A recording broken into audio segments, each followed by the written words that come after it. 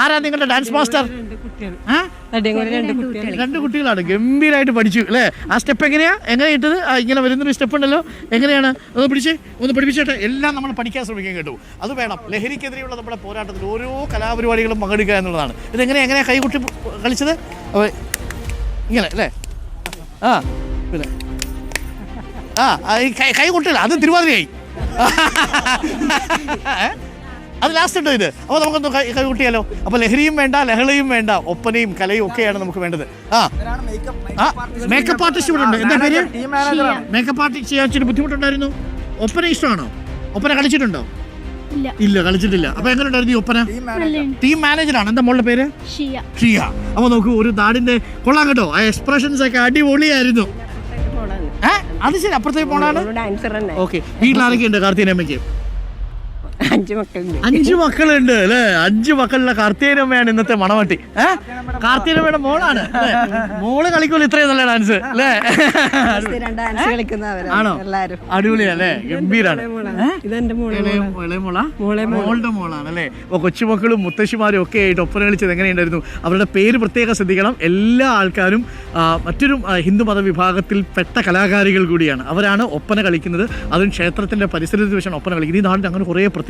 കാരക്കാവ് ക്ഷേത്രം എന്ന് പറയുന്നത് മതസൗഹാർദ്ദത്തിന് കൂടെ വളരെ പ്രസിദ്ധിയുള്ള ഒരു സ്ഥലമാണ്. ഇവിടെ പൂരപരിപാടിക്കുള്ള എല്ലാ മതവിഭാഗത്തിൽ, നാനാജാതി മതവിഭാഗത്തിൽപ്പെട്ട ആളുകളും എത്തിച്ചേരുന്ന ഒരു സ്ഥലമാണ്. അപ്പോൾ സംഭവം ഉഷാറായി, ഗംഭീരായി കേട്ടോ. Super, excellent. അപ്പോൾ ലഹരിയും വേണ്ട, ലഹളയും വേണ്ട. നമ്മുടെ കുഞ്ഞികൃഷ്ണ മാഷ് ഓർമ്മയുണ്ടോ? നമ്മുടെ കുഞ്ഞികൃഷ്ണ മാഷ്, നമ്മുടെ ജഡ്ജി അല്ലേ? കുഞ്ഞികൃഷ്ണ മാഷാണ് ഇതിന്റെ പിന്നിൽ പ്രവർത്തിച്ച ബുദ്ധി. കുഞ്ഞികൃഷ്ണ മാഷ് എത്തിച്ചേരുമെന്ന് പറഞ്ഞാണ്. എന്തോ തിരക്കുണ്ടെന്ന് തോന്നുന്നു. പരിപാടി കുറിച്ച് പറഞ്ഞപ്പോഴാണ് നമുക്ക് ഡോക്ടർ ഫിയാസ് ഉണ്ട്. ഡോക്ടർ ഫിയാസ് ഈ സീനിയർ സിറ്റിസൻസിന് വേണ്ടിയിട്ട് കുറേ പ്രോജക്റ്റുകൾ മുന്നോട്ട് വെച്ചിട്ടുണ്ട്. നിങ്ങളൊരു പുതിയ പ്രോജക്റ്റ് ഉണ്ടല്ലോ, ഇത് ഈ മനുഷ്യരുടെ സന്തോഷമൊക്കെ കാണുമ്പോൾ നിങ്ങൾക്കൊരു കോൺഫിഡൻസ് ഉണ്ട് അല്ലേ? ഞങ്ങളുടെ സ്ലോഗൻ തന്നെ. ഡോക്ടർ എവിടെയാണ് വർക്ക് ചെയ്യുന്നത് ഇപ്പോൾ? ഞാൻ ആക്ച്വലി ഫുൾ ടൈം ആയിട്ട് ഇപ്പം എൽഡർലി കെയറായിട്ടാണ് ബന്ധപ്പെട്ടാണ് വർക്ക്. നേരത്തെ വർക്ക് ചെയ്തത് ആസ്ട്രൽ ഉണ്ടായിരുന്നു.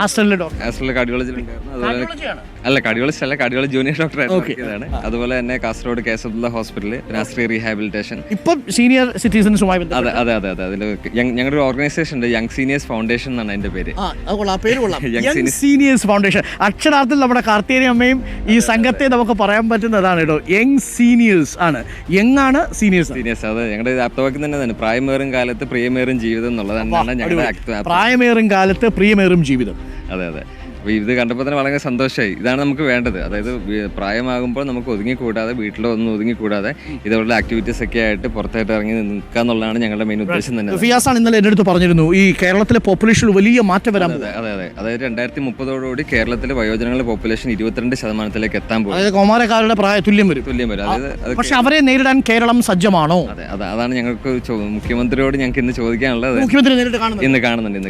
നല്ല കാര്യം. അപ്പോൾ ഫിയാസ് എല്ലാവിധ ആശംസകളും നേരുന്നു. യങ് സീനിയേഴ്സ് ഫൗണ്ടേഷന്റെ പ്രായമാറും തോറും പ്രിയമേറും ജീവിതം. അപ്പോൾ താങ്ക് യു. അപ്പോൾ പ്രിയമാവട്ടെ ജീവിതം, പ്രിയങ്കരമാവട്ടെ. അപ്പോൾ എല്ലാ അമ്മമാർക്കും സ്നേഹം കേട്ടോ. ഉഷാറാവട്ടെ, ഗംഭീരമാവട്ടെ.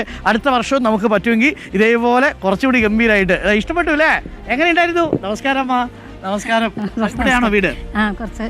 ഇഷ്ടായോ ഒപ്പന? ഇഷ്ടായി. കണ്ടപ്പോ ഒപ്പന കളിക്കണമെന്ന് തോന്നിയോ? തോന്നി. അതാണ്.